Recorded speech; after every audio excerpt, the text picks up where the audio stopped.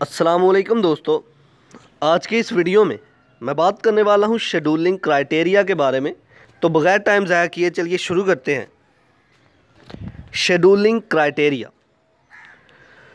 तो बहुत सारे ऐसे एल्गोरिदम हैं, बहुत सारे क्राइटेरिया हैं जिससे हम पता लगा सकते हैं कि हमारा सिस्टम जो है उसकी क्या परफॉर्मेंस है, हमारा प्रोसेसर, हमारा सीपीयू जो है वो किस तरह से किसी प्रोसेस को एग्जीक्यूट करता है, इससे हमें पता चल सकता है। तो शेड्यूलिंग क्राइटेरिया क्या है? कुछ भी नहीं है। शेड्यूलिंग क्राइटेरिया एक ऐसा वे है जो हमें ये बताता है कि हमारा प्रोसेस किस तरह से एग्जीक्यूट होता है, हमारा सीपीयू, हमारा प्रोसेसर जो है किस तरह से हमारे प्रोसेस को एग्जीक्यूशन उसकी करता है, कितने टाइम में, कितने समय में करता है। तो यही कुछ जो है शेड्यूलिंग क्राइटेरिया में आता है। तो चलिए इसको लफ्ज़ी तौर पर पढ़ते हैं। Point number 1, there are many scheduling algorithms and various criteria to जज their performance and system performance. किसी शेड्यूलिंग प्रोसेस को, उसको, उसकी परफॉर्मेंस को देखने के लिए बहुत से एल्गोरिदम हैं, बहुत से क्राइटेरिया हैं। डिफरेंट एल्गोरिदम में favour different type of process. बहुत से एल्गोरिदम ऐसे हैं जो किसी प्रोसेस की फेवर में होते हैं। Point number 3, some criteria are as follows. कुछ क्राइटेरियाज की बात होने लगी है, जैसा कि CPU utilisation, throughput, turn around time, waiting time and response time. तो चलिए अब इनको वन बाय वन डिस्कस करते हैं। तो point number 1, CPU utilisation. CPU utilisation में ये आता है कि हमारा सिस्टम जो है, प्रोसेसर जो है, सीपीयू जो है, वो ज़्यादा से ज़्यादा बिजी रहे। जितने भी प्रोसेस है उनकी एग्जीक्यूशन वो टाइम पे करता जाए, मतलब बिजी रहे। इसे हम बोलते हैं सीपीयू यूटिलाइजेशन।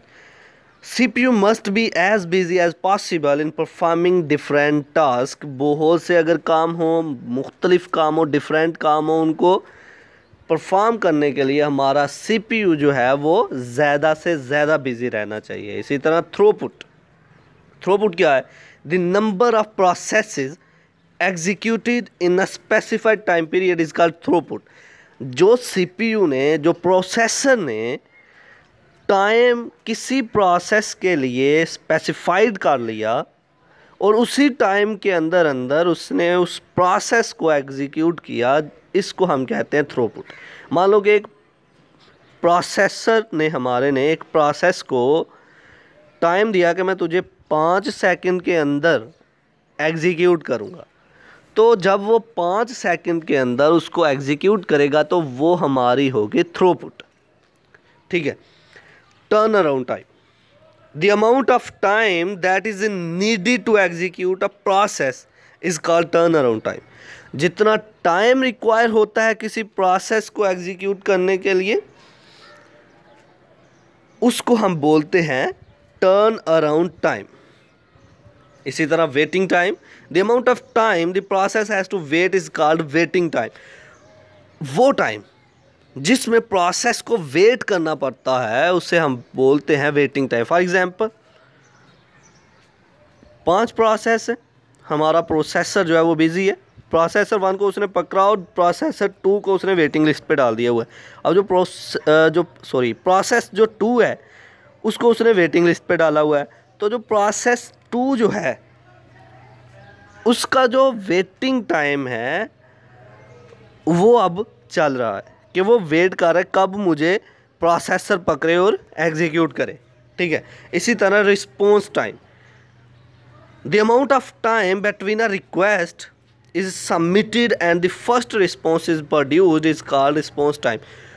एक ऐसा टाइम प्रोसेस 2 ने रिक्वेस्ट की प्रोसेसर को कि मुझे आगे पकड़ लो, मेरी एग्जीक्यूशन करो,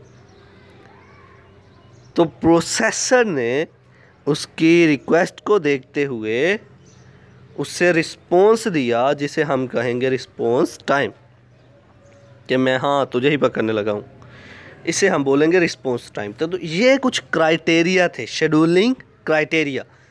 CPU utilisation, throughput, turn around time, waiting time and response time. तो ये था आज का हमारा लेक्चर जिसमें हमने बात की शेड्यूलिंग क्राइटेरिया के बारे में। आई होप कि आपको मेरी ये वीडियो पसंद आई होगी। Like this video, share this video and comment below this video if you have any question. Thanks for watching. Subscribe focus group. अल्लाह हाफिज़।